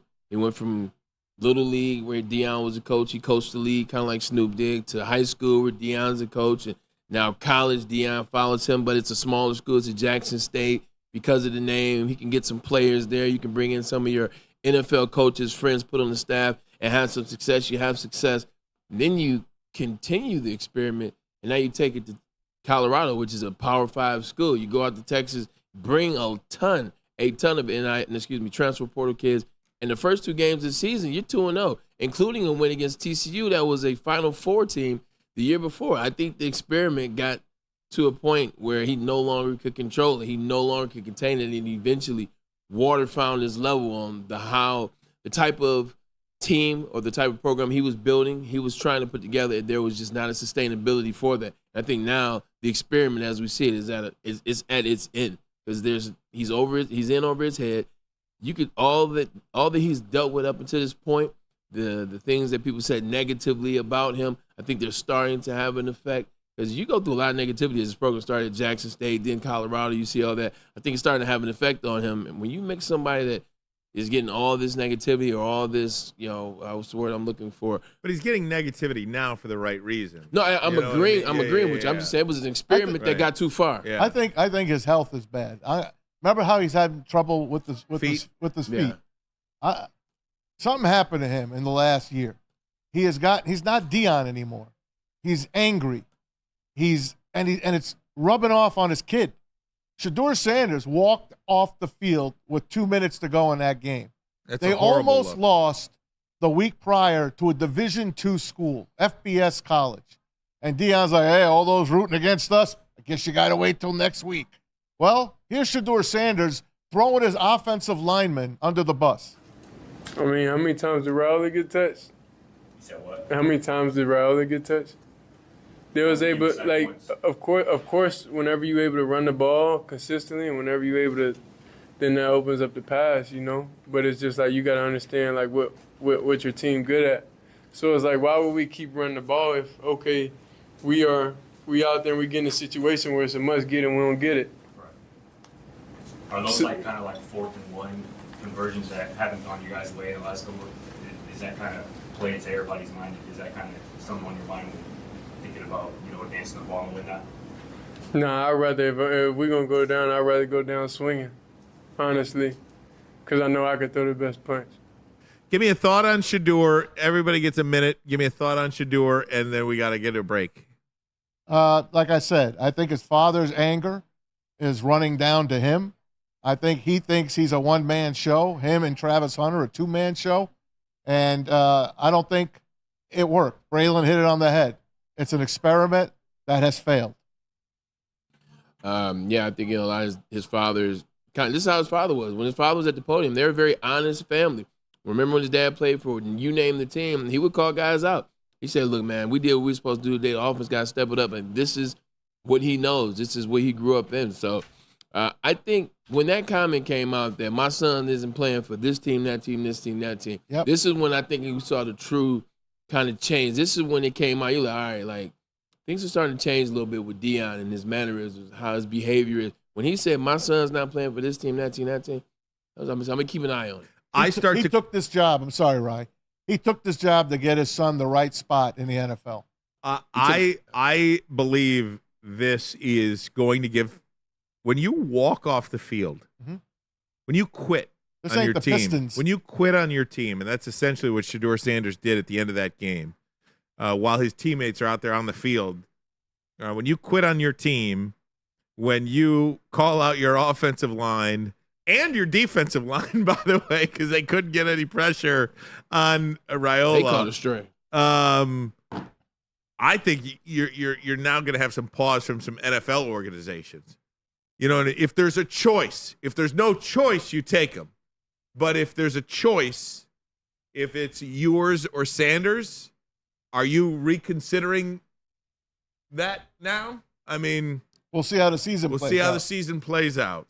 Guys, I got to get a break. Talking about sportsmanship and all things that are good with sports. We're going to turn our attention next. We are going to be joined by our good friends from the Boys and Girls Club of Southeast Michigan. We're going to talk to the sports director of operations there, Brandon Peoples. We'll do that next. But first, a message from us here at Woodward Sports. That's right, everybody. Head to shop.woodwardsports.com right now. Update yourself on the latest Detroit sports merch. We got the Boo Them Kids t-shirt, which I wore last Sunday for the LA Rams game. Also, the Stoke Not Scared. Go to shop.woodwardsports.com and load up on some of the great latest Detroit sports wearables. Also, would you like to play with a legend like Darren McCarty, Kirk Gibson, Calvin Johnson, or the great Braylon Edwards? It's the Randy Wise Celebrity Golf Tour. Register today, and you can play like a VIP. Go to woodwardsports.com or scan the QR code on the screen above my head. And when it comes to your next car or truck, make the wise decision. Randy Wise Automotive. Can't get enough Lions coverage? Make sure you catch all Woodward sports shows every game day. Wake up with Woodward and Maine, giving you the latest insight into the Lions locker room and press conferences. Then join the Lions pregame show, highlighting key matchups, injuries, and what to watch for during the game. Follow all the ups and downs of the live game action with our Woodward Watch Party live on YouTube and WoodwardSports.com. After the game, check out the instant fan and host reactions with the Lions postgame show. Every game, it's wall-to-wall, kneecap-biting, high-fiving, chest-pumping Lions coverage. Hell yeah! Only at Detroit's #1 sports network, Woodward Sports. Woodward Sports, let's go. Yo, let me just say, I love Planet Fitness. Trying out Planet Fitness and dang, they got lots of equipment. Not me getting a Planet Fitness membership just for the 24-hour perk. Listen, the PF Black Card is worth every penny for this hydro massage. I'm a new man. Did y'all know that the PF app has workouts you can do at home? Cheapest therapy I can find is Planet Fitness. All the benefits, all for less. Planet Fitness, big fitness energy for all. A network for the city, by the city. Woodward Sports is Detroit Sports. Braylon Edwards here, Premier Pet Supply. Man, just looking around, who's got it better than pets?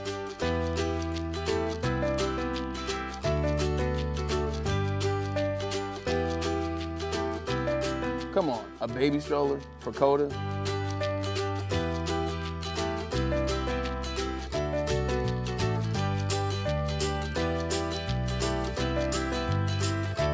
A chef for Lola, really?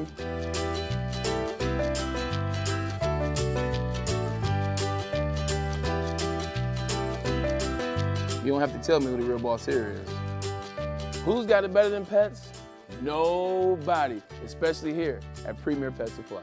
For over 30 years and more than 13 locations, Premier Pet Supply has everything that your pet can dream of, and guess what? It's all under one roof. Premier Pet Supply, family owned, operated, and proud to call Metro Detroit home. Check out premierpetsupply.com or scan the QR code today. Who's got it better than pets? Nobody! The countdown to kickoff is here. Your Detroit Lions are ready for another season of grit. Woodward Sports is your #1 destination for all breaking news and Lions coverage. We are Detroit's #1 sports network. We are Woodward Sports. Brewing Company presents the postgame show with Stick and Anson. Our boys, Anson Fannin of the show. It's the New Holland Brewing Company postgame show. Join Stick and Anson live from Hayes Social in Shelby Township. The guys will give their instant takes immediately following every win. So just like after this last week, they played the Rams. They were up. They had 2,500 people in the chat watching live to hear what they had to say about the win over Matt Stafford and the Rams. This is what we do. You got to join the watch party. It is going to be fun. That's my man, Spencer Raxter and Easy with the postgame show by New Holland. That's what you need to tune into every game, and they start as soon as the Lions feed is over.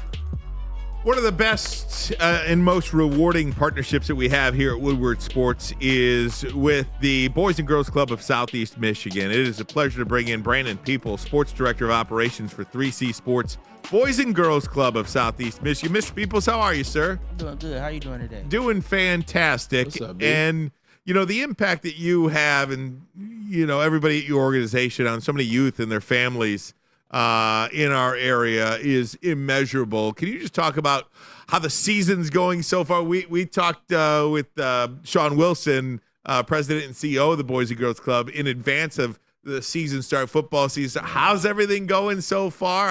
How's everything progressing? It's been going pretty well. You know, excited. Teams are competing at a high level. You know, they're having fun. You know, they're exhibiting the things that we stand for in 3C Sports. So the season's been going very well. We entering our 5th week of the season. You know, the battles are coming out. Playoffs are starting pretty soon, and you know, some teams are separating themselves from each other. So it's been going well so far. We talk about your everyday responsibilities, because I feel like when you work in an organization, everybody's doing a little bit of everything to kind of make sure that everybody's served and taken care of. Oh yeah. So my day to day is very different. You know, that's what I like most about the job.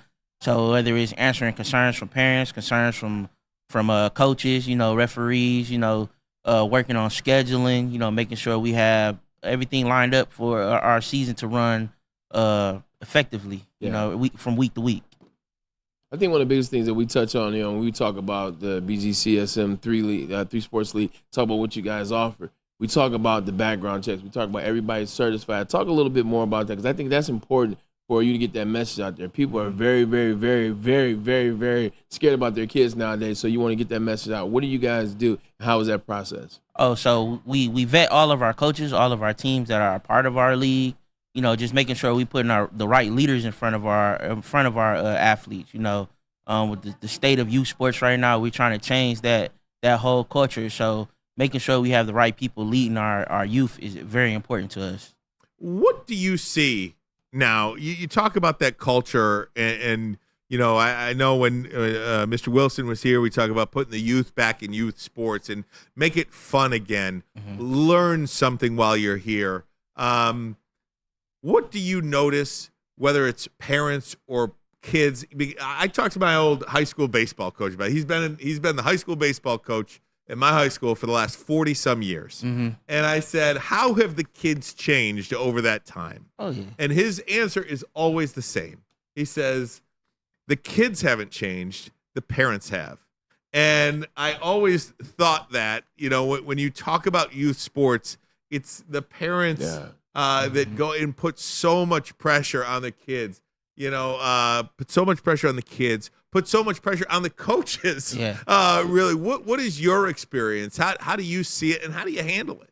I think just explaining to parents that this will one day end for their child. Everybody's not a Division I athlete. Everyone is not a professional athlete. So I think letting the parents know that we are preparing their players for life after sports, and putting those things in place so they can grow as individuals, and parents understanding that we are here to help their players day in and day out. Yeah. And obviously so much of your program is the life lessons that you learn, through athletics, through community. Can you just speak to some of that? Yeah, so right now our big focus is voting registration. We've been doing a drive to get youth registered to vote that are 18 that come participate in our games. Giving them mental health support, understanding that mental part of sports and making sure they're in their right mind week in and week out.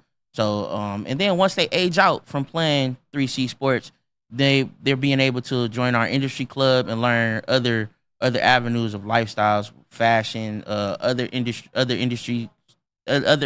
in sports, officiating, athletic training, athletic director. That's where my background comes from, being an athletic director at a local high school for 10 years. So I wasn't a professional athlete. I wasn't a college athlete, but I'm still involved in sports, and I'm able to impact my community through sports. So that's one thing that I enjoy also. That's important. I definitely love the age out program in terms of getting guys involved in other things. He talked about the studio booth and things with Big Sean, so that got me really excited.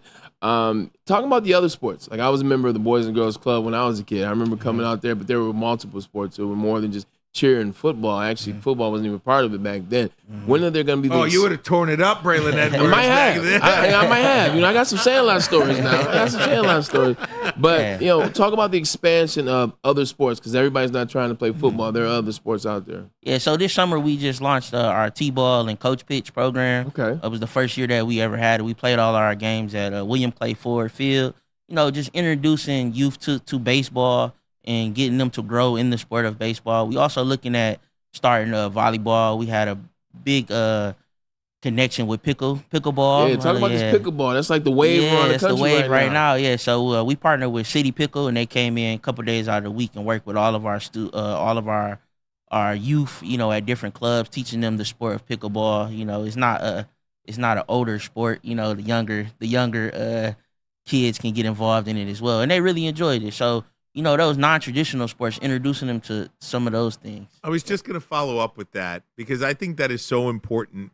I think about my own kids, and like I've got my one son in karate right now. I've never done karate in my life, but one of the things that I want to do is I'm trying to expose him to so many different, like, look, I would love my kid to play football or baseball, but maybe my kid doesn't want to play football or baseball. The importance of exposing and introducing kids to everything, I think, is so important. And I think that leads a lot of learning and a lot of growth too. Mm-hmm. Yeah, I agree. You know, you got to try it. Yeah. You don't know what you like until you actually try it. You know, my son as well. I had him trying cycling. You know, I never, you ride the bike down the street. You know what I'm saying? That's it. So just introducing them to new things. You know. How do the leagues work in terms of, now this is something that's always like piqued my interest in terms of participation, like the partition points or the participation certificate or things of that nature. I know that the kids in this generation raised a little bit different than ours. How is championships done? Is it everybody gets a trophy? Is it just the champions get the trophy? Is it, I'm asking. Yeah, no, we have playoffs and the best team makes it to the championships, and they get a trophy.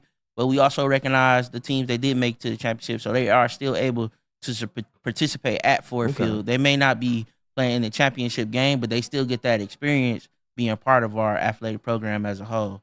I appreciate that. I like that. Is there a way to get everybody involved and everybody participate, but also acknowledge you guys didn't win this year. It's okay. Next year be your year, but I like that. Got to get them. Healthy competition. There you go. Healthy competition. 100%. One of the great things about your organization as well is all the alumni that come back to help and participate. How important is it for the young ones that are currently in the program to see the success by the many thousands and thousands, this guy one of them, to come back and just see that type of success? Yeah, I think it's very important. I think it shows that you can always come back and help your community and where you started at. You wasn't always a big time. Somebody helped you through that. So I think that's where our coaches come in play, our volunteers come in play, being that person that you needed when you grew up. So when you come back, you can help the next generation, and they'll want to come back and help grow the organization as well.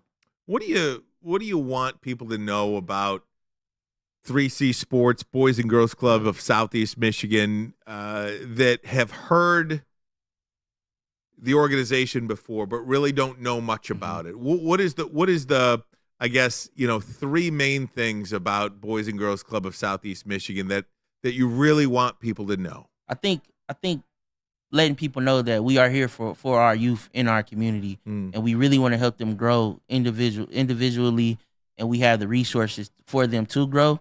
And I think in the next few years, 3C Sports will be one of the best youth programs in the city of Detroit if we just keep at it with the right volunteers, the right coaches, the right teams, and the right parents, that community aspect. Is there any plans on, maybe partnering up with colleges, whether it's local colleges, whether it's Wayne State, whether it's UAD? I remember attending a sports program when I was younger, NYSP, and it was at Wayne State. Wayne State allowed us a lot of access and a lot of things, and they ended up partnering with the program. Like, is there any of that going on right now? Yeah, so we do. Yeah, so in this past summer we did a character camp at Albion College. So we took the top players from 12 and 14 U teams from 3C Sports, and we took them to Albion for a youth football camp. So they was able to see a football complex in college. Trying to get them to bigger schools. They see what it's like to be a D3 athlete. So maybe in the future we could take them to a bigger school where they can see what it's like to be a D1 athlete. Shout out to Albion. Bailey finished at Albion. Absolutely. So I got a lot of love for Albion. Absolutely.